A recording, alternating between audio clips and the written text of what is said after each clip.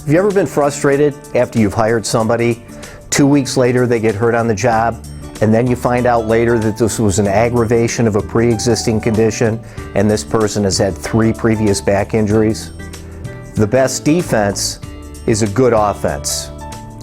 The problem is most employers don't do any type of post-offer or pre-employment testing, and this leaves them exposed to the injuries that can possibly occur when hiring an individual who isn't either physically strong enough to do the job or an employee who has pre-existing conditions likely to be aggravated by the demands of the job. The best solution that we've found so far is a test that can be done on a pre-employment basis that has a 99% certainty of matching the capabilities of the worker to the physical demands of the job. The employers who do pre-employment or post-offer strength testing, for the most part, use a traditional technique that involves sending the applicant to a physical therapy location where the applicant is required to go through a series of exercises that simulate the job. The problem with that type of testing is that it's very subjective in nature and on a nationwide basis has about a 1% rejection rate of the applicants who take such a test. After evaluating the situation, we found a technology called isokinetic strength testing. This is a technology that was originally developed to rehabilitate workers injured on the job, athletes injured in the performance of their sport. This technology, however, is capable of objectively measuring the strength of a candidate in 3 primary body parts.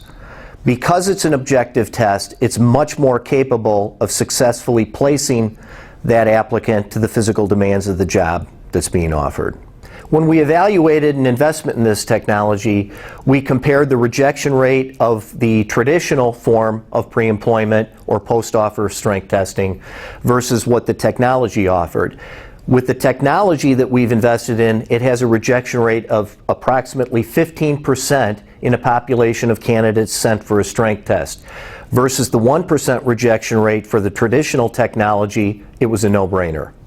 Isokinetic strength testing measures the strength of a candidate in 3 primary body parts. The trunk, which is a function of core and hamstring muscles, the knees, which are a function of the quads and the hamstring muscles, and the shoulder joint, which is a function of the strength in the shoulder.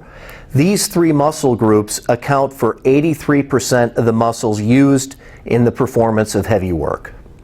In order to use this technology, it's first important to evaluate the actual demands of the job. In those cases, we complete a job task assessment that quantitatively determines exactly the physical demands of the job that you would like to do testing for. Once we establish what the strength requirement is for the job, a candidate comes in to take the test. The test produces a number in terms of the strength that the individual has. That number and their strength is measured against what the demands of the job are. And the candidate is either accepted for the job or rejected on the basis that they don't possess enough strength to safely complete the job.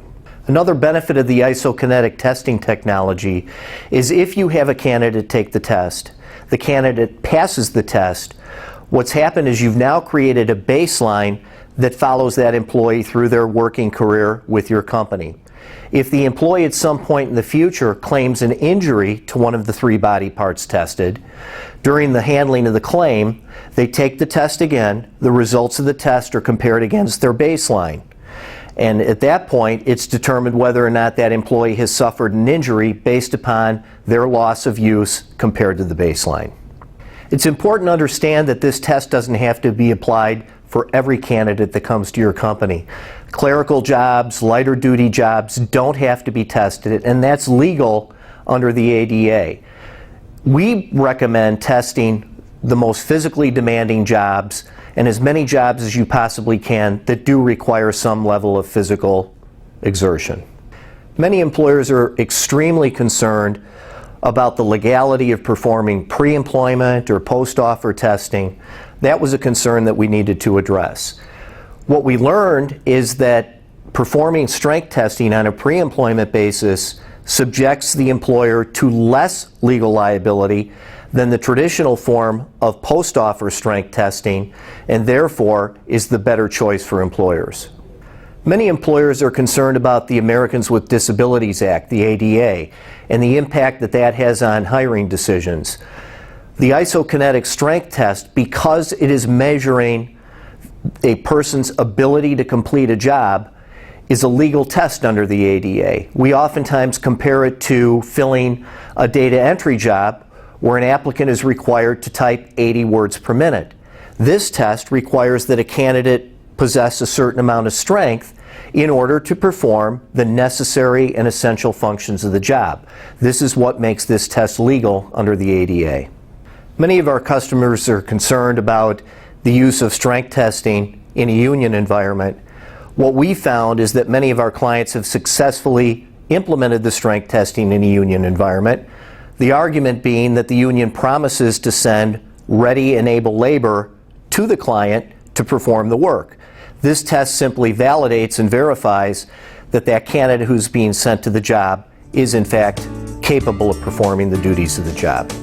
We talk to so many companies that are frustrated because they hire an employee only to find out 2 weeks later that they've aggravated a pre-existing condition and now they're paying for the 4th back surgery. Hiring practices don't have to be the luck of the draw. Technology like this can help you select the best employees, place them on the job, and avoid the tremendous costs associated with soft tissue injuries.